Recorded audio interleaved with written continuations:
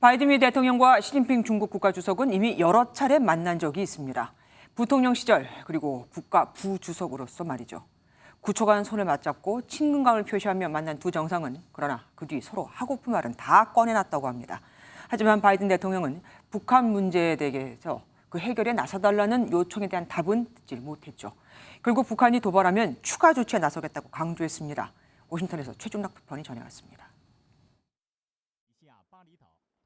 인도네시아 발리에서 세계 최강대국 미국과 중국, 양 정상은 3시간 넘게 솔직한 대화를 나눴습니다. 바이든 대통령은 핵실험 등 북한 도발에 대해 시진핑 주석의 역할과 책임 있는 행동을 촉구했습니다. 하지만 시 주석의 대북 제어 능력을 확신하기 어렵다며 미국은 북한의 위협에 맞서 추가적인 방위 행위를 취할 수 있다고 강조했습니다. As well, that if they did, they meaning North Korea, that we would have to take certain actions that would be more defensive on our behalf and, would not be directed against China, but it would be to send a clear message to North Korea. 중국을 겨냥한 것은 아니라고 설명했지만 추가 조치는 중국이 반발하는 한반도 포함 동북아 지역 군사력 강화로 해석됩니다. 핵심 의제인 대만 문제를 두고서도 중국의 일방적인 현상 변경에 대해서 반대한다는 기존 입장을 재확인했습니다.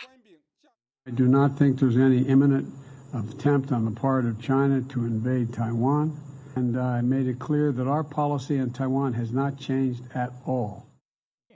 인권과 경제 문제 등에서도 견해차는 좁혀지지 않았습니다. 하지만 우크라이나 문제와 관련해서는 핵전쟁은 절대 일어나서는 안 된다며 평화적으로 해결해야 한다는데 공감대를 이뤘습니다. 북핵과 대만 경제 문제 등 핵심 사안에 대해 미국과 중국이 이견을 보였지만 긴장 격화가 충돌로 이어지는 것을 차단하고 중단됐던 대화가 복원될 수 있는 토대를 마련했다는 평가입니다. 워싱턴에서 MBN 뉴스 최중락입니다. 안녕하세요. 김주하입니다.